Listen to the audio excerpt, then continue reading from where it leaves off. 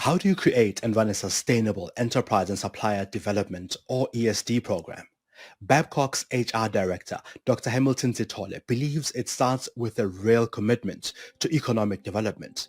He shares how Babcock's ESD program offers a fine balance of academic training, mentorship, and in some instances, funding. Stay tuned to find out how Babcock supports and collaborates with entrepreneurs and communities. Hamilton, thanks so much for making time to talk to us about Babcock's ESD program. Just to kick things off, enterprise and supply development programs offer many benefits to both businesses and communities. Can you give us a bit of an overview of the Babcock ESD program and what some of its key components are? Mongezi, thank you for the opportunity. Yeah, you are absolutely right. Different companies and different institutions use different approaches to enterprise and supplier development. What we have done at Babcock is to focus on a combination of academia and application so that whatever the entrepreneurs learn from an academic perspective, they can translate directly into their own businesses in order to see immediate effect into their businesses. So the program is structured in a way that we are in partnership with a reputable business school that provides the academic side of the program. And from a Babcock Education and Training Business School, we provide the application of learning directly onto their businesses. That gives a little bit of a difference from most of programs that I've seen. These programs offer a lot of benefits to the communities that they touch and the businesses who are part of them. Can you give us a little bit around what goes into selecting the beneficiaries who then become part of the program itself? Definitely.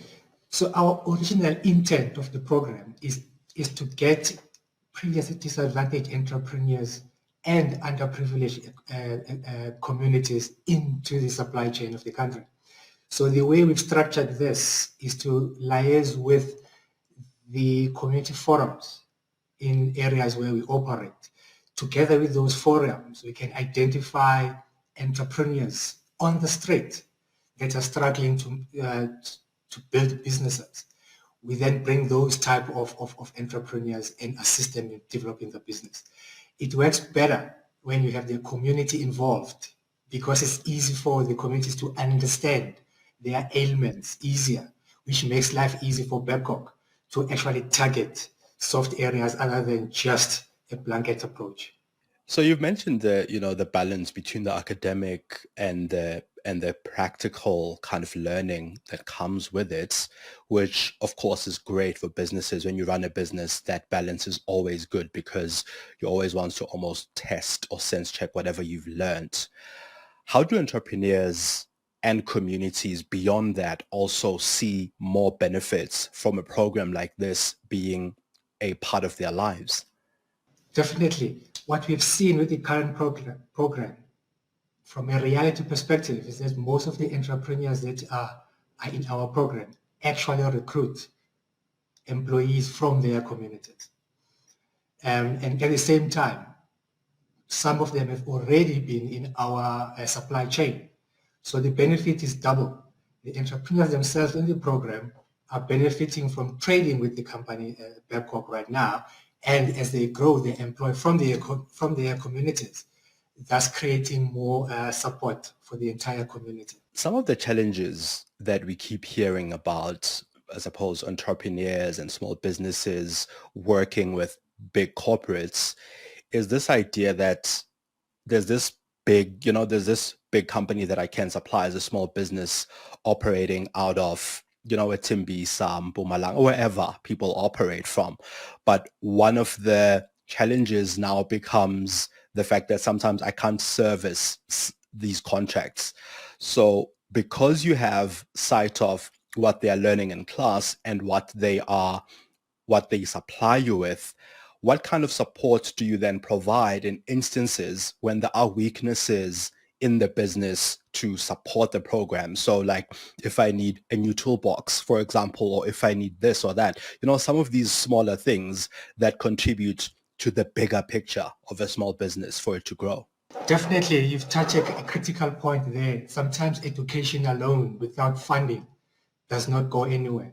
So at Babcock with this program, what we're doing is while we're providing the education side of things and the skills to run business, we also look into saying where is the business lacking. That could be through the form of mentorship and coaching, where we mentor how to manage finances. It could also be a question of assisting the entrepreneurs to find those tools, whether we do have them as an organization and we can give to them those tools that they need or resources they need, or we fund the purchasing of those tools. It depends from one business to the next as to what the needs are. But you've actually touched a critical point where we've seen small companies die because they can't compete in a bigger scale due to lack of resources. So on an ongoing basis, while they're on the program, we provide mentorship to understand what their challenges are over and above the training so that we can then support during the journey of learning. Mentorship keeps coming up, and it's a very important part because those skills can be transformative to a small business. Can you share some specifics around the mentorship component of the ESD program and what that entails? Definitely. So we have, as part of the program, we are providing a professional mentor that will spend one-on-one with the business owners or the entrepreneurs at the entrepreneur's leisure. And it's also driven by the entrepreneur. So it's almost like readily available, call a friend type situation. If I'm doing something, running my business, and I'm struggling, it's a phone call away, I phone a mentor, and I get business advice. So we've got that set up as part of the program. The other setup we have is Babcock mentoring the entrepreneur. For an example, if we have to deal with safety, we have a safety expert within Babcock. That's a phone call away in order for the entrepreneur to know how to prepare a safety file or what safety requirements are required in order to tender or to actually deliver. Similarly, with people management, should they have problems with people management, instead of getting to legal issues, they have Babcock as a phone call away to get that immediate support of how to deal with such issues. One of the cornerstones of this program, from what I'm understanding now, is the partnership that you have with your suppliers, with the entrepreneurs who become part of this program. Have you seen how this increases the confidence of these entrepreneurs and the people you support? Definitely, it comes clear when I personally met them at the beginning while we were still sourcing, and the people I'm seeing now 5 months into the program. There's a moral boost, there's confidence, there's ideas being floated in the classroom of how can they improve businesses, how can they have different services or different products to sell. There is that element of freedom to think because you can feel that something is possible. It's not like at the beginning when you feel like you're on your own and you don't know who to turn to. Now with a multinational like Babcock behind them, there's that element of hope that, you know what, we can do this. And that's exactly as a company we want to see, so that everybody can then prosper from this program. Those are really great outcomes of the program. Are there any other impacts, positive ones that you've seen in some of the suppliers that are part of the program who have already been part of it, as you said, for the past 5 months? Right now, if I'm not mistaken, I'm sitting with 5 different proposals that are coming from these entrepreneurs looking into growing businesses. They've seen that they can do better, they can do more. And one of the positive things is because some of them have now in our supply chain, they've learned more of what Babcock does. And they feel that they can do more for Babcock, which means they can be in more business with Babcock. Similarly, when that happens, remember Babcock is not in isolation. So there's a whole industry that when they see things happening at Babcock, they can actually extrapolate that into the industry. And they are looking at other industries in terms of growth, in terms of opportunities and growth. So that is a sidebar outcome of the program. In terms of the proposals that you're seeing, between now and say 5 months ago, when some of these suppliers had just joined, is there a difference in terms of the quality of the proposal that you're seeing now versus a proposal that you saw, say, 5 months ago, from the perspective of the understanding, the growth, and the insights that the entrepreneurs have? Definitely. Originally, you will find that I'm a small company, I'm looking to do this, I need X. Now you're finding that I'm a small company, I do these things, this is where my strengths are, this is what I want to do, this is how I'm going to do it. So you can see that there's more awareness of what they are trying to do or what they are attempting to do with their business. And that comes across when there's requests or when there's proposals. Completely different from the original that 4 or 5 months ago that you would have got to now. It does demonstrate that there's more knowledge behind their own businesses and they know how to put a business plan together. We are still 5 months down the line. There's a couple of months to go. It's clear that it's going to improve. As you just said, I mean, it's still early days for the program. You've already seen quite a lot of progress in the businesses and the suppliers that you're working with, as well as the communities that this program touches. What are some of the future plans of the program? What are some of the insights that you're seeing now that you're in it, and also just planning ahead? What are you seeing coming up? So we started this localized in the area of Middleburg. Definitely going now in the following year, we'll be going national. We've seen it can work. We've seen what it does to the communities and opportunities that we can create.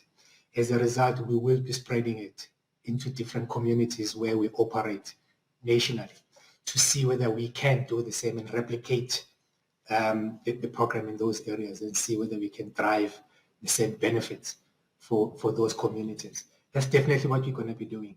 We are also on an ongoing basis collating feedbacks from the entrepreneurs themselves. The program is geared to benefit the entrepreneur, not Babcock per se. So we will need to be learning from the entrepreneurs to say if they've missed something, if they didn't get something, if they didn't get enough of something, we will be developing those as we go along to make sure that ultimately it's 100% beneficial to the entrepreneur themselves. So while the program is really great and it's beneficial, you've seen progress.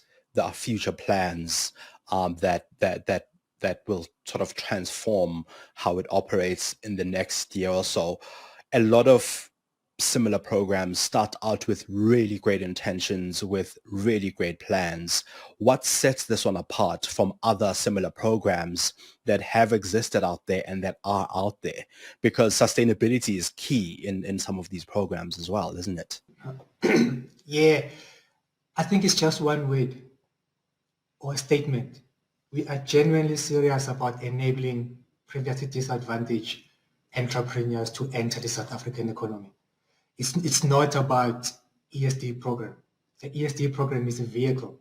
The big picture is creating or enabling everybody that has not been in the past able to do so to enter the economy in the country. If we keep our line specifically on that and nothing else, we will be sustainable. The program will sustain itself.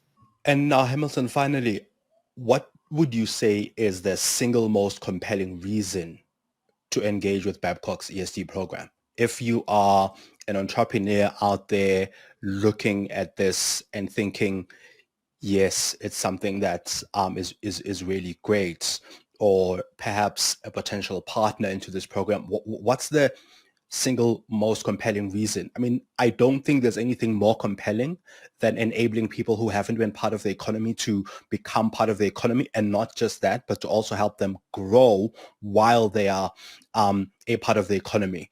Beyond that, is there any other reason that comes to mind that would be compelling for somebody to be part of this kind of program? We are a multinational. Our interests are clear. Getting our backing in your future cannot be more compelling. This is who we are from a company perspective, and this is what we mean when we say enterprise and supply development.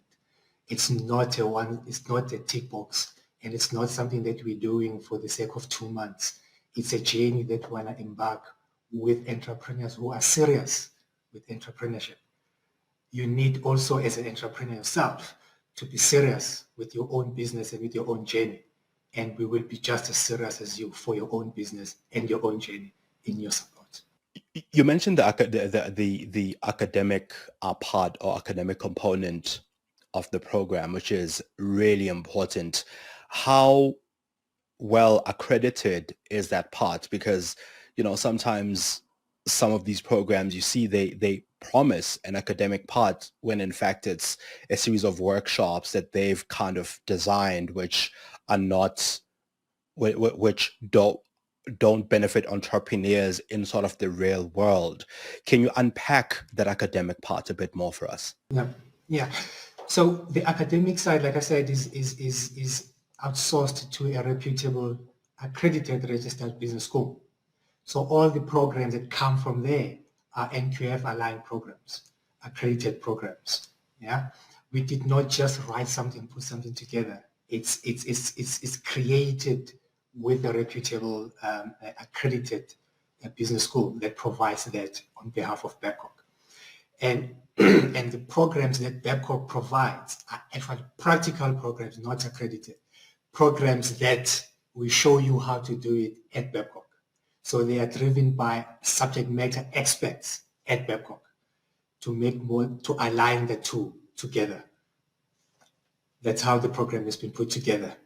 So it's both a practical skill and the academic side that makes you more cutting edge in comparison to anybody else who's in the same business as you, especially for people who are in some instances outside of economic hubs or centers, from what I'm 100%. understanding. 100%. It gives you a chance to get the skill and apply the skill in your own business and do vice versa. There's no other way to put that better. Thank you very much for making time. It was a great conversation. Only a pleasure. Thanks a lot, Mingus, for the opportunity.